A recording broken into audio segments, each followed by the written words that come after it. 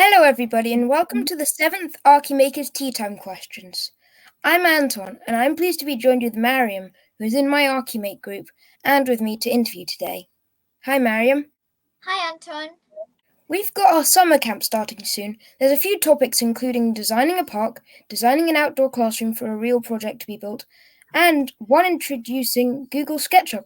I'm really interested in the Google SketchUp because it just sounds really unique. How about you, Mariam? I'm really interested in the Google SketchUp as well and designing a park because I think it's going to be really awesome to design a park. Yeah, that sounds really cool. And if you'd like to look at the summer camps available, please use the link below. Other news is that the founder of Archimake, Cheryl Pilner-Reeves, is standing as a candidate for the RABA London Council. She's standing for increased diversity and inclusion, and we hope she gets in. For the first time this year, architecture students can also vote, but not us, unfortunately. Do you also have news for us, Mariam? Yes, I do. I am now a character in an illustrated children's book. It's called The Tales of Mini Mariam, and it is about me as a young child being very, very naughty and doing very cool stuff. This is what the book looks like. You can buy it on Amazon. That looks really cool.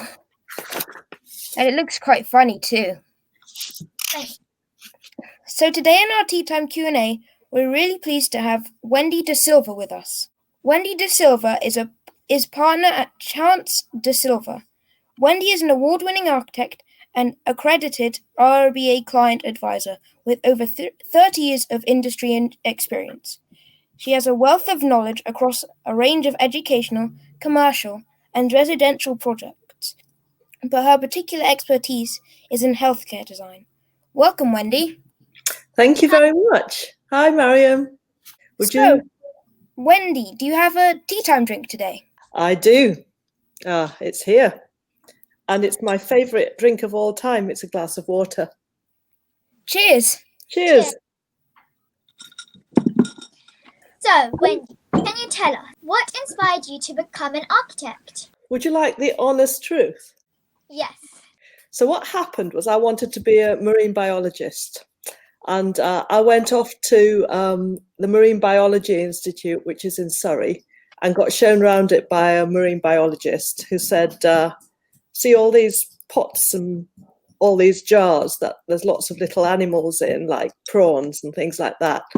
You'll probably end up counting them and just making lists of these. You won't be on a boat in the Red Sea like you think you're going to be.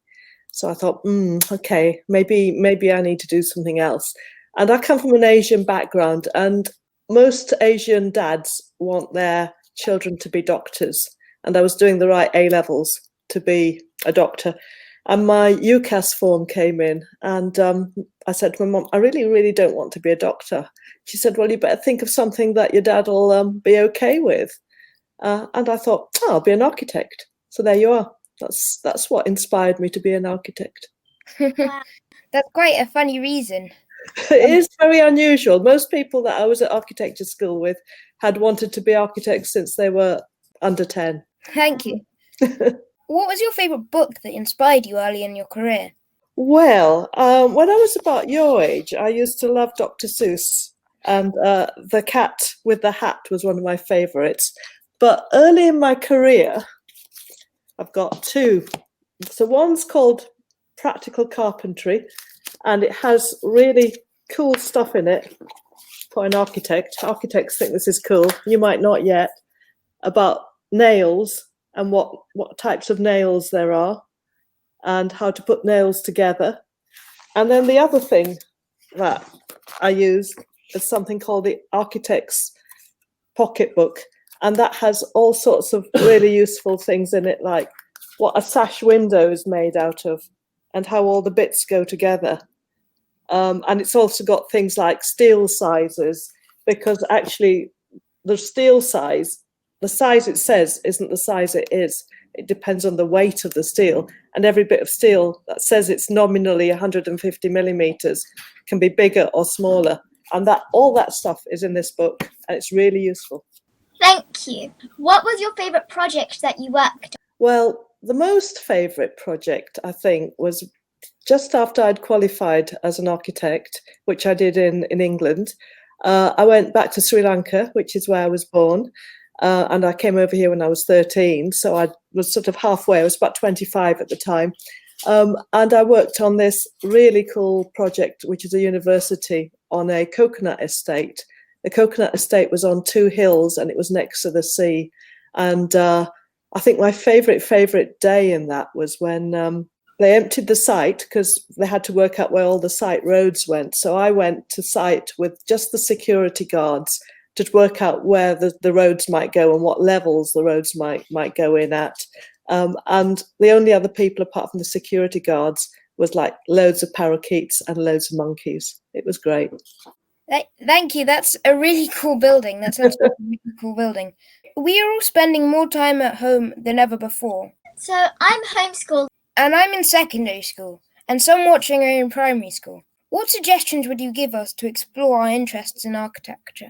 So I wonder how many of you have gone out for more walks than you usually do, because I've gone out for loads more walks and loads more bike rides.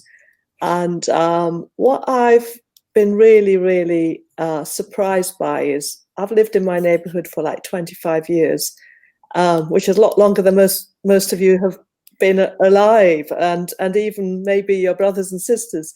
And there's all sorts of things that I didn't know existed that I've found because I've had the time to go looking. And so I think you should just look in your local street and look and see what's the same, what's different, what's from modern times, what's from old times, what's been converted, where they've added to buildings, how they've added to buildings, why they've added to buildings sometimes. Is it because you needed to have a growing family, or is it because you wanted to have a loft for doing art, or what? I think there's a huge amount you can do just by looking locally and not just walking past things. There's a lot to notice. I really agree. Wendy, I know you are passionate about mentoring and educating young people, and you've seen some of what we do in Archimake. What did you think of it? Well, I think what is amazing is that actually I think the younger you are, the more inventive you are. So I think some of the things that older architects sometimes forget is that to use their eyes fresh and do things really without thinking about it too cleverly, really enjoyably. And I guess the sense of fun that I get from your projects is something that I think is something we sometimes lose sight of when we get a bit older and a bit seriouser, and money's a problem and this is an issue and that is an issue, and really you need to keep it fresh. And I think we can learn a lot from you guys, and we do. Thank you. Thank you so much for answering all our questions. Can you please show us a little more of your favourite project now? Yeah. Thank you, Wendy, for joining us. Thank you very much, Wendy. Well, I'd like to say thank you for having me. It's been great fun putting those slides together. And thank you at home. I hope you enjoyed this as much as me and Mariam did. If you'd like to do a drawing of one of Wendy's projects, please email it to us and we'll send it to Wendy as well. Oh, that'd be fun. That's the end of Tea Time Q&A for today. If you'd like to see my and Anton's summer presentations, please visit the link on the screen now. We'll say bye for now and leave you with a presentation from our youngest Archimaker who was age 6 when she started this term. I hope you join us next week for our interview with Hanif Kara, a leading UK engineer who is also visiting professor at Harvard University. Bye! Bye! Bye!